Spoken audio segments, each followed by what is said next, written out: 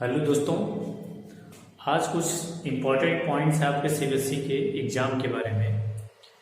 जो एग्ज़ाम देने से पहले आप कुछ पॉइंट्स अगर तैयार कर लेते हैं, कुछ पॉइंट्स अगर दिमाग आपके तैयार है कि कौन कौन से पॉइंट्स ऐसे हैं जो आपको तैयार करने हैं और उसके अकॉर्डिंग करेंगे तो हो सकता है एग्ज़ाम और आपका बेहतर जाए।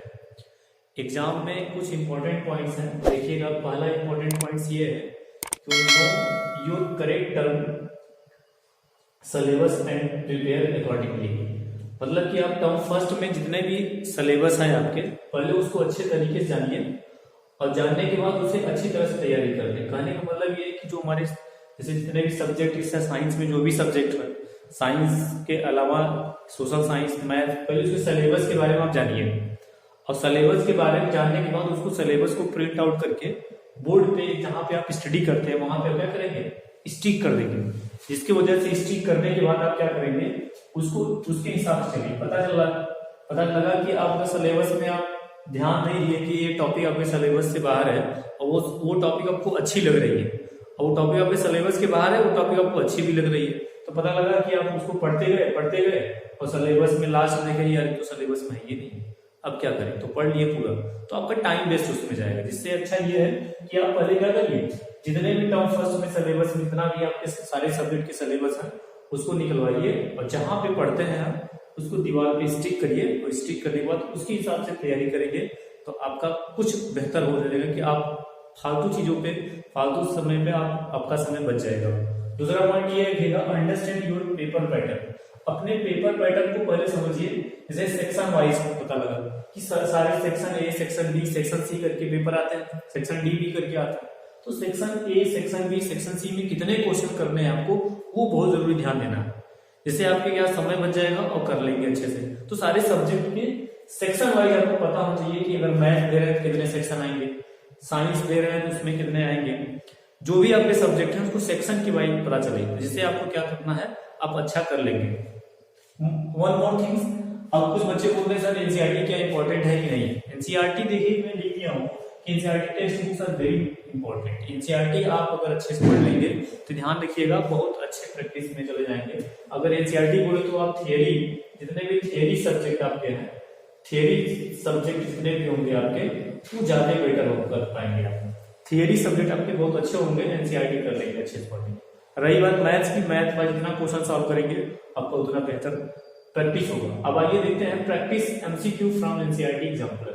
अब कहेंगे सर प्रैक्टिस कहाँ से करें, तो अगर आपकी एनसीईआरटी लगभग तैयार हो चुकी है, लग रहा है कि मैं एनसीईआरटी अच्छा कर लूंगा, तो अगर तो उसे क्या करिए, एनसीईआरटी एग्जाम्पल सॉल्व करना शुरू करिए। एनसीईआरटी एग्जाम्पल से ये आपको तैयार होगा कि एनसीईआरटी जितने भी टेक्स्ट बुक से जितने भी क्वेश्चन बनते हैं आपके, वो एनसीईआरटी एग्जाम्पल में पड़े रहेंगे और उसे आप आसानी से क्या करेंगे, बेहतर कर पाएंगे अपने आप को। दूसरा है कि अगला है आपका प्रैक्टिस असर्शन रीजन। देखिए one more thing, our case study. बच्चे बहुत अच्छे बच्चे जितने भी अपने आप को अच्छे बच्चे समझते हैं कि मैं असर्शन रीजन, सारे एमसीक्यू तैयार हो गए लेकिन असर्शन रीजन में फंस जाते हैं। अब असर्शन रीजन में बहुत ज्यादा तकलीफ होती है बच्चों को, सर असर्शन रीजन कैसे होता है। तो असर्शन रीजन में आपको करना क्या है कि अगर कोई असर्शन दिया है, अगर उसका रीजन पता करना है तो आप उसमें बिकॉज लगा दीजिए। क्या लगा देना है, बिकॉज। आप क्या करोगे, अगर वो असर्शन दिया और उसका क्या करना है, बिकॉज लगा देना है। तो बिकॉज लगा के करेंगे तो उसका रीजन पता चल जाएगा क्या ये रीजन सटीक बैठ रहा है नहीं बैठ रहा है। अगर बिकॉज से रीजन नहीं बना तो उसमें एंड लगाइए, तो आपका असर्शन रीजन अच्छे से बेहतर होना शुरू हो जाएगा। फिर one more thing, case study वाले प्रॉब्लम। केस स्टडी से अगर क्वेश्चन अगर आता है तो पहले आप ये पता करिए कि किस लेसन से है ये केस स्टडी प्रॉब्लम। अगर आपको ये लेसन नहीं पता चल पाएगा कि केस स्टडी किस लेसन से दिया गया है, तो आप केस कोई बना नहीं पाएगा, आप खुद ही केस हो जाएंगे। तो आप बहुत ज्यादा प्रॉब्लम फंस जाएंगे और दिक्कत बन जाएगी। पहले केस स्टडी की प्रॉब्लम अगर देखना है तो आप पहले चैप्टर को पहचानिए कि किस चैप्टर से केस स्टडी आया हुआ है। दूसरा चीज ध्यान रखिएगा, जब केस स्टडी समझ में आएगा तो उस केस स्टडी को बखूबी अच्छे से पढ़िए और अच्छे से पढ़ने की कोशिश करिए कि कुछ ऐसे क्वेश्चन तो आप सटीक देखते हुए आंसर कर लेंगे, लेकिन केस स्टडी को एक बार दो बार अगर अच्छे से रीड कर लेंगे तो आप केस स्टडी के क्वेश्चन बन लेंगे, कर लेंगे अच्छे से। तीसरा है लास्ट पॉइंट, अगर नेक्स्ट पॉइंट में बात करें, अगर आप इन सभी टॉपिक को अगर आप अच्छे तरह से फॉलो कर लेते हैं, अगर इन सभी टॉपिक को अच्छे से फॉलो करना शुरू कर देते हैं, तो ये आता है लास्ट पॉइंट, बहुत इंपॉर्टेंट पॉइंट है कि solve sample mock papers with timer. ये टाइमर वर्ड इसलिए लगा दिया गया है कि 130 मिनट का अगर आपका टाइम है, 130 मिनट नहीं आवर्स होगा, 130 आवर का अगर टाइम आपको दिया गया है तो इतना याद रखिएगा कि इसके टाइम पे आपको ही टाइमर के साथ बैठेंगे तो आपका सब समय के साथ सैंपल पेपर,